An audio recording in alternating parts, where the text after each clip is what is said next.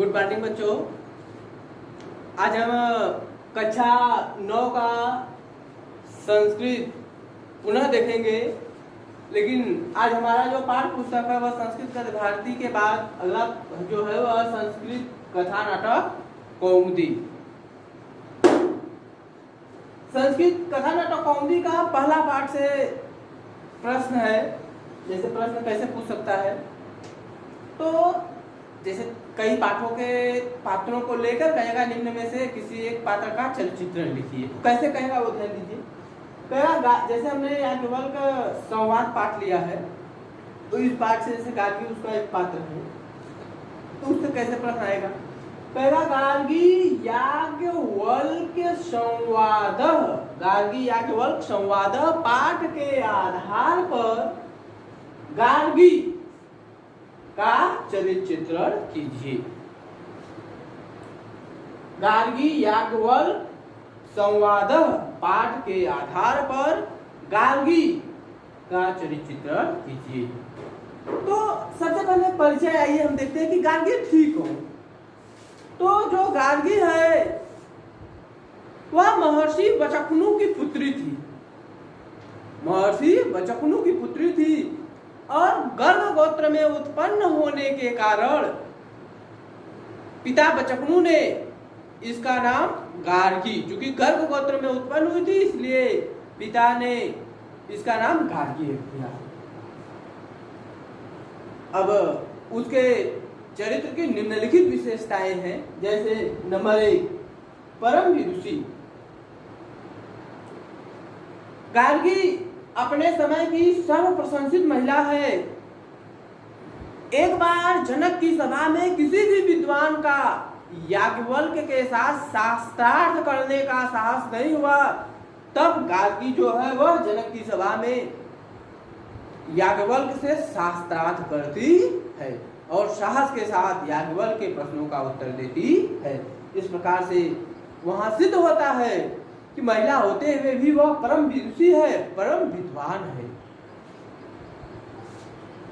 आत्मविश्वासी, अगला हेडिंग है आत्मविश्वासी। गार्गी को अपने आत्मविश्वास पर विश्वास था। अपने आत्मविश्वास पर विश्वास था, अभिमान बिल्कुल भी नहीं था।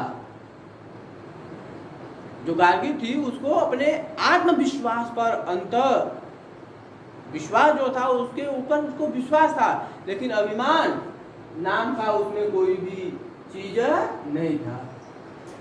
इसी आत्मविश्वास के साथ वह याज्ञवल्क्य से जनक के सभा में प्रश्न पे प्रश्न करती। अगला हेडिंग है निराभिमानी। गार्गी को अपने पांडित्य पर विश्वास तो था, लेकिन निराभिमान अर्थात अभिमान बिल्कुल भी नहीं था। वह याज्ञवल्क्य के साथ नम्रता पूर्वक प्रश्न पे प्रश्न करती है।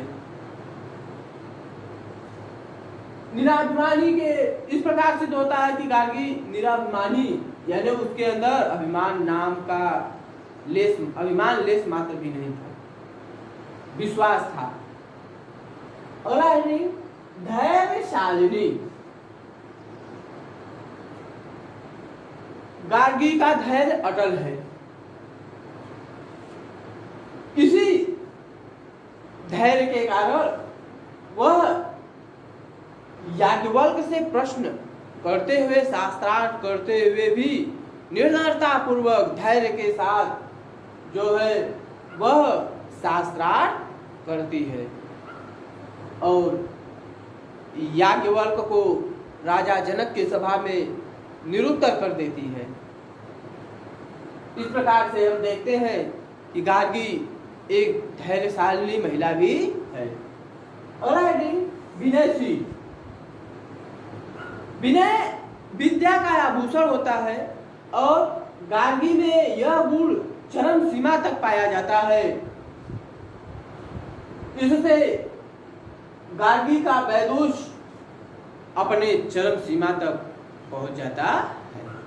यानी गार्गी में विनय भी है, अतः इस प्रकार से हम कह सकते हैं निष्कर्ष के रूप में